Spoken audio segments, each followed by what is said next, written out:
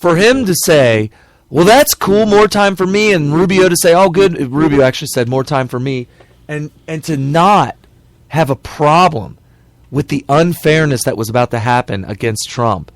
Let me tell you something. You know, people allowed the Nazis to do to Jews what they did because they weren't Jewish, and they were okay with that. Right. But what they don't realize is they're going to come for you one day, and somebody needs to stand up for you. And they needed to say, hey, whoa. For you to have Megyn Kelly, considering the conflict of interest in this debate that's supposed to be fair, why don't they want to beat Trump man-to-man, one-on-one? Why do they have to have Megyn Kelly in there? Why does Megyn Kelly have to be the center of attention as a moderator in a debate? It should be that the moderator is more like a referee in a sporting contest. Right. They should be invisible in a contest between the two combatants or competitors or whatever, or players, whatever you want to call them. Well, the referee should not be the center of attention. Well, you're a boxing aficionado. Oh, yeah, absolutely. What if you were watching a boxing match and 90% of the match was the referee? Oh, I've seen them before.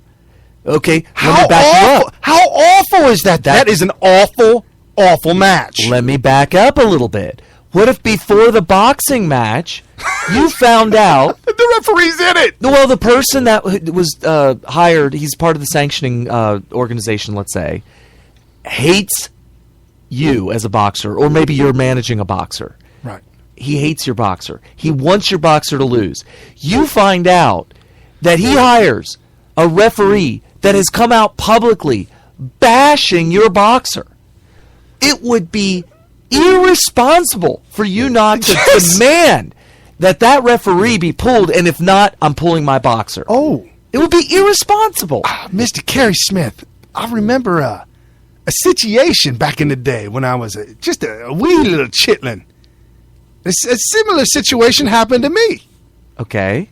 I was facing all these trumped-up charges and was going to court to fight the landlord. Okay. And I saw the landlord talking and hanging out with the judge. That is so not cool. So not cool. So I brought it up to my lawyer. I said, hey, lawyer. Lawyer. Go away. And my lawyer's like, don't worry. Calm down.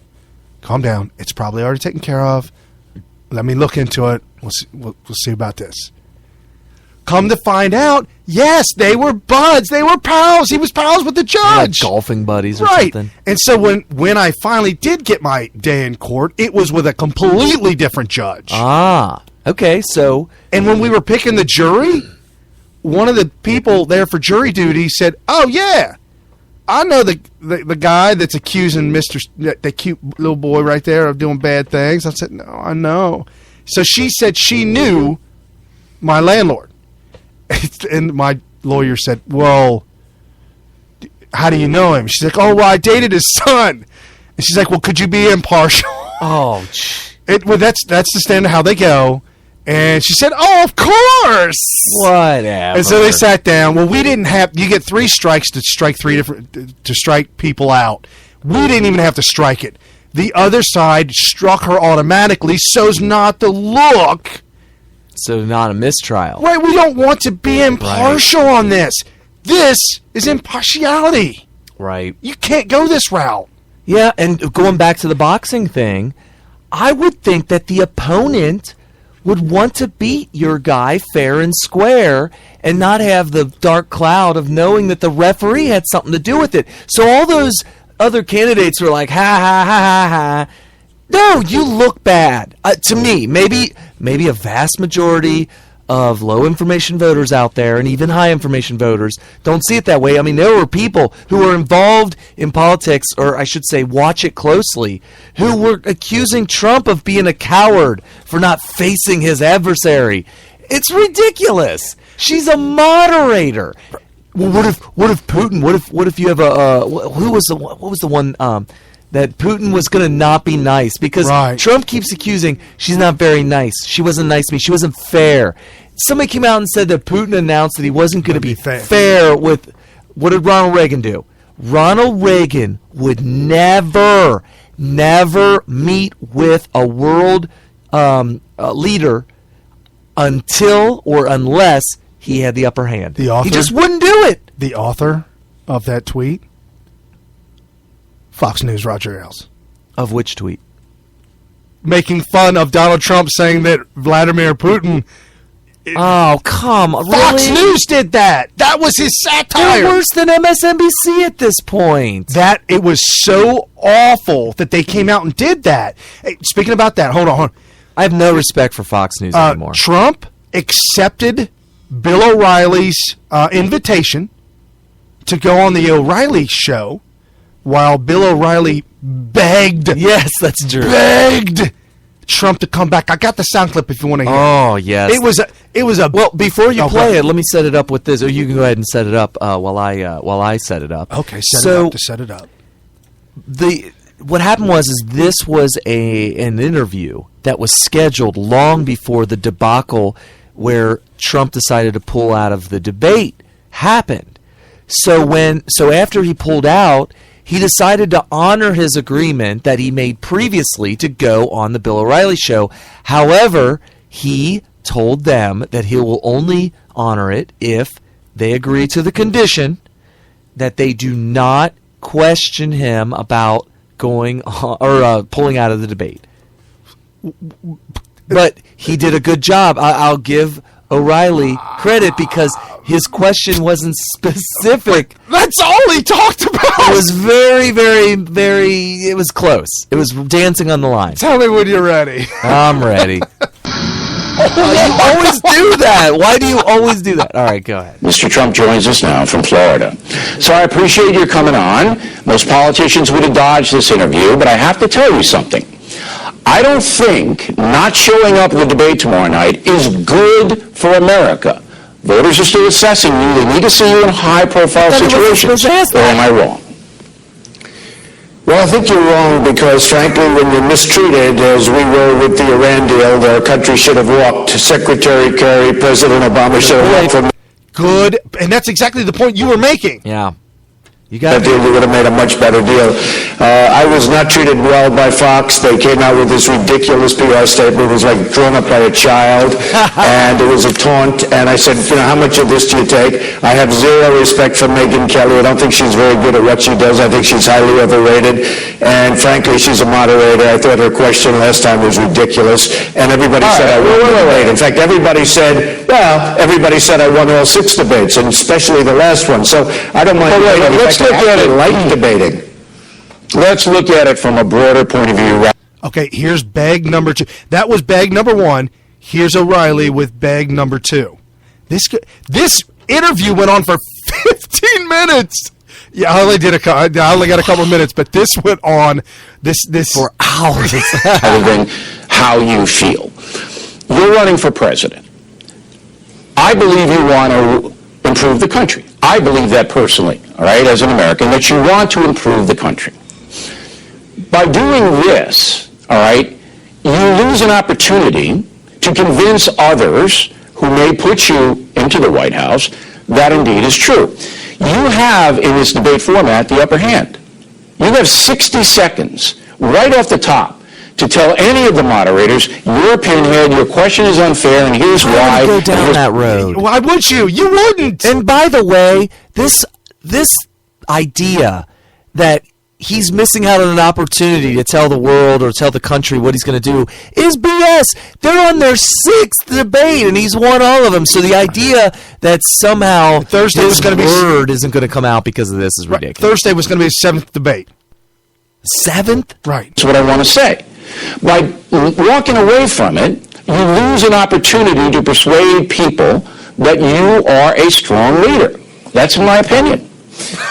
Well, I understand your opinion, Bill, but tomorrow night at 9 o'clock at Drake University, we're going to have a tremendous event, and much more than 60 seconds, frankly, and we're going to raise a lot of money for the veterans. A lot of money is going to be raised. A lot of people are going to be there, and I can do some good, and frankly, I think that's good. Fox has do that fortune in this debate. Now they're going to make much less, but I will tell you, Fox would have, and still might. I hope they do. I hope they do well. I don't really care.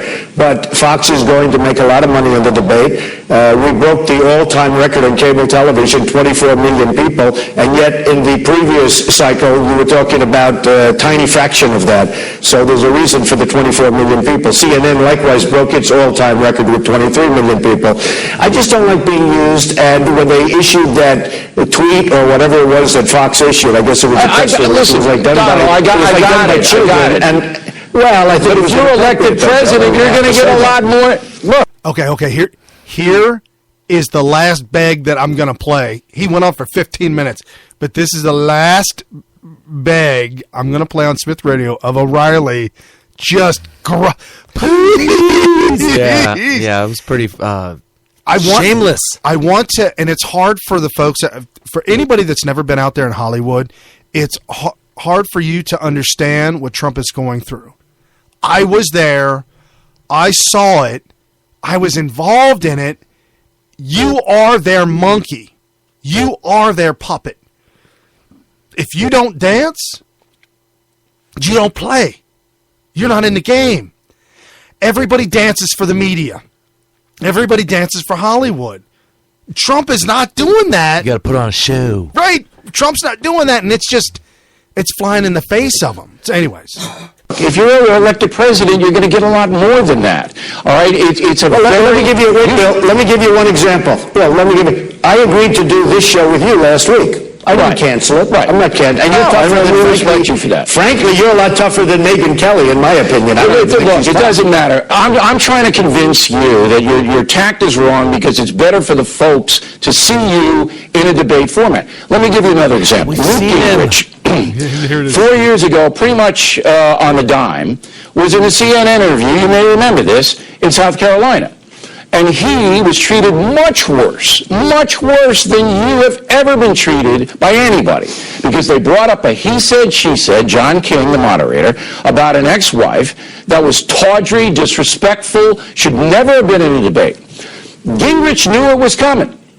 And Gingrich let King and CNN have it. And the result was he won the South Carolina primary by a lot. And people gained a lot of respect for him. So you saw Gingrich tested, and the folks liked what he did. And I'm telling you, that's the way to go here. If they treat you unfairly, and I don't believe they would, I don't believe the three moderators would treat you unfairly tomorrow night, then you got 60 seconds to let them have it right between the eyes. And that's the kind of guy you are. You stand up, you let them have it. Okay. So the thing I think he's talking about, call me if you know any more information about that, but the thing that I think he's talking about is Newt Gingrich's ex-wife. It was brought up that she was dying of cancer and that he cheated on her, something of that effect. And so Don King... I thought that was John Edwards that did that. John Edwards cheated on his wife while she was dying of cancer. Yep. And that was the end of his political career. Yeah. He is, to this day, he can't even show his face anywhere. No. Okay, well, maybe I'm getting... You might get him, you might get him. But anyways, no, it's true, though. It is tawdry to bring up an ex-wife of something in the past. Bring up Donald Trump's ex-wife. Did you hear what she had to say? Yeah, she supports him. He's a great guy. Great dad. He's a great dad. We're friends. Somebody else said, too, a great measure of a man. Look at his children. All his children, no drugs, they don't drink, extremely successful, very driven. I mean, that says something about a man.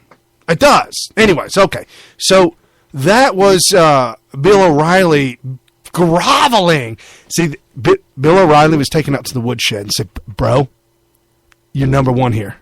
You're a big dog. You're a boy, man. You're our contact. We've been trying to get through to Trump, and he's going to talk to you today. You are the go-to. You are the clutch player. You're the clutch player. We know. We've just been fouled, and you're the guy that's got to go to the free throw line.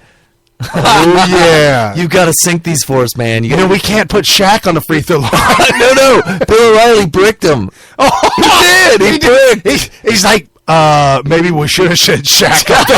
I mean, he tried. He gave it a good heave-ho. Hail Mary, He a whole picked it. mother full of grace. No, you know what it was? He missed the backboard. No, it wasn't that. He tripped. No. Free throws are the same distance no matter what. Either you're a good free throw shooter and you make them, or you're a bad free throw shooter